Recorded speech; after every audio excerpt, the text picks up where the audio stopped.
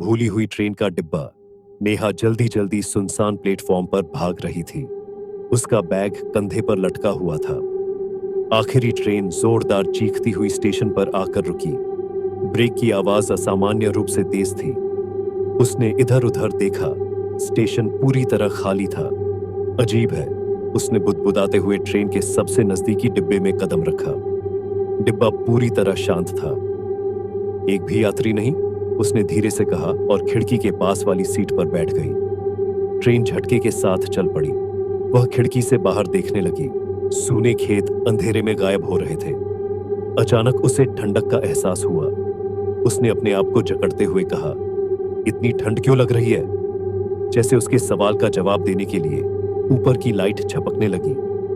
पीछे से सीट की हल्की चरमराहट सुनाई दी। नेहा के शरीर में झुरझुरी दौड़ गई। वह धीमे से फुसफुसाई, कोई है? उसकी आवाज पूरे खाली डिब्बे में गूंज गई। उसने धीरे से मुड़कर देखा, पर कोई नहीं था। घबराहट को दबाने के लिए उसने फोन निकाला। नेटवर्क नहीं?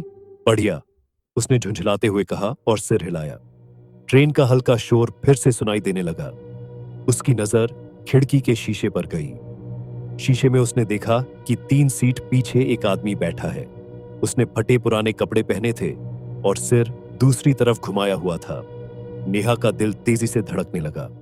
उसने तुरंत पीछे मुड़कर देखा। यहां तो कोई नहीं है, उसने खुद से कहा। घबराई हुई नेहा फिर से खिड़की की ओर देखने लगी। इस बार वह आदमी शीशे में और करीब दिखाई दिया। अब वह उसकी सीट से बस 2 पंक्तियां दूर था। उसने झट से मुड़कर देखा। सामने की सीट खाली थी। कौन हो तुम? नेहा की आवाज कांप रही थी। कोई जवाब नहीं आया। तभी ट्रेन रुक गई। नेहा ने खिड़की से बाहर देखा। चारों तरफ घना कोहरा था, जिससे कुछ भी दिखाई नहीं दे रहा था। वह सीट से उठी और अगले डिब्बे की तरफ जाने के लिए दरवाजा खींचा, पर दरवाजा नहीं खुला। यह सब क्या हो रहा है? उसने खुद से कहा। तभी पीछे से किसी के कदमों की आवाज आई। वह तुरंत पलटी। डिब्बे के बीच में वही आदमी खड़ा था।